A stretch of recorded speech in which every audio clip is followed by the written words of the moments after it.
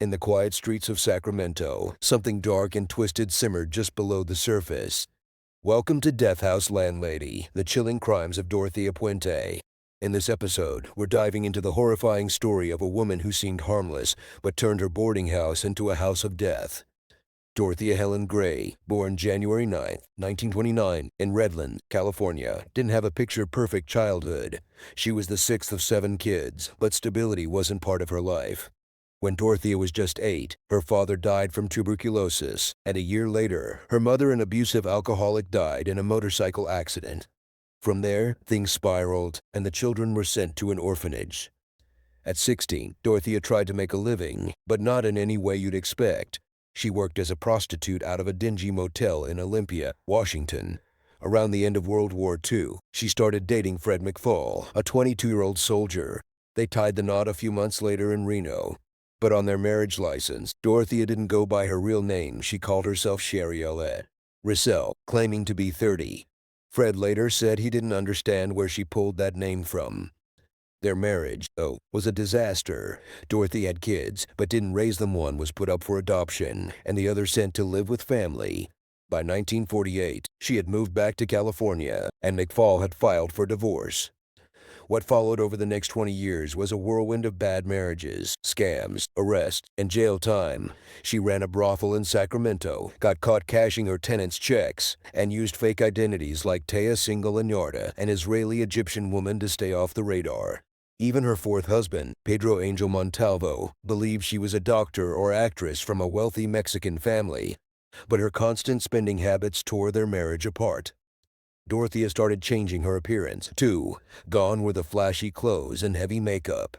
Instead, she dressed modestly and claimed to be a devout Christian, welcoming people into her beautiful home on F Street.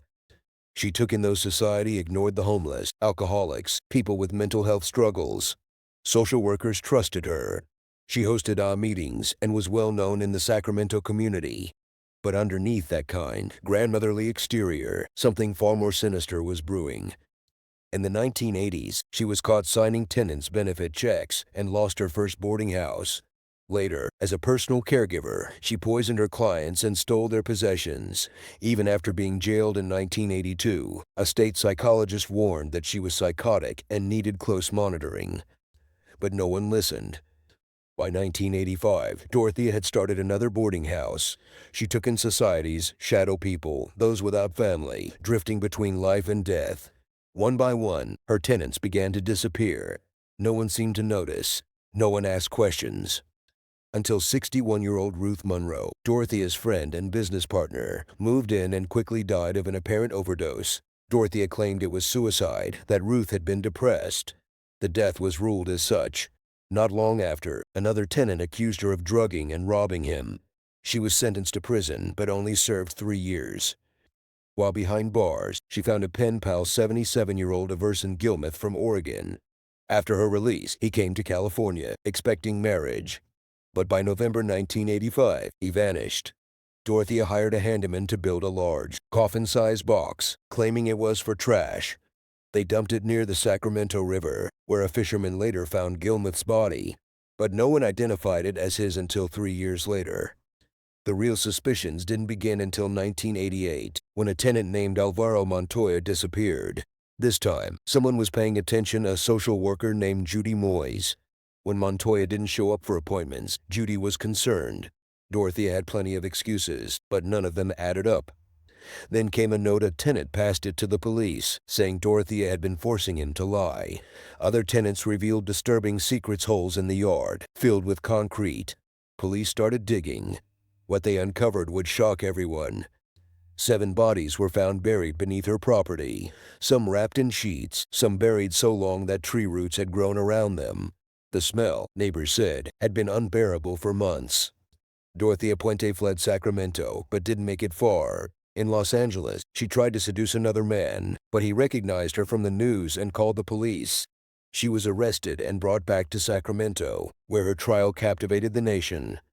Dorothea maintained her innocence until her death in 2011. She claimed she never killed anyone, that she had been a good person who cared for the sick and homeless. But the evidence told a different story, a story of manipulation, deceit, and cold-blooded murder. Even in death, Dorothea Puente's legacy lingers.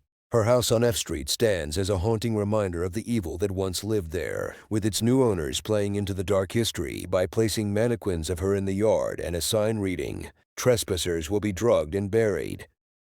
Dorothea Puente may have died, but the darkness she left behind will never be forgotten. She had a smile, oh so sweet, greeted you with kindness on the street. Little old lady lived alone, turned her house into a home. But behind those doors something was wrong. A twisted heart where evil belongs. She took him in, gave him a place, but no one knew her hidden face. Oh, they thought she was an angel, helping those without a name.